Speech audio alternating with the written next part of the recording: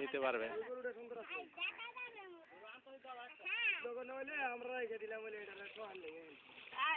ওনারে একটা ঠিকানা দিছি গরুর ডাক্তারে। দিলাম ভাই ফোন নাম্বার রেখে দিও মনে।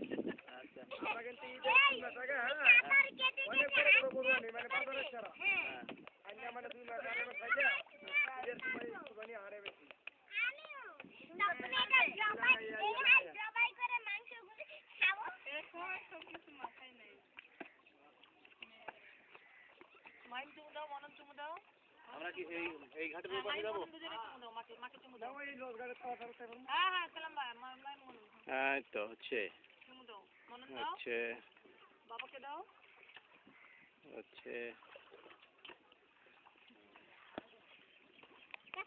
ভাইয়া আমাকে যাও আপুকে দাও আপুকে মৌসুমী এই সাইডে আসো, এই যে আপার কাছে। এখানে আসো, এখানে বসো। এই তুমি সামনে যাও, এই তুমি এখানে আসো। এই যে দেখো ভাইয়া আপুকে চুমু দাও। এই তো আস্তে আস্তে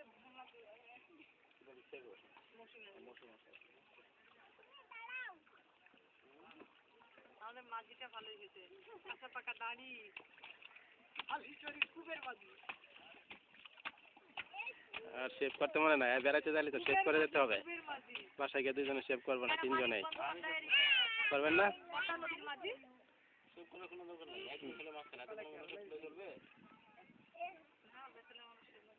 তুমিও কি পছন্দ করে?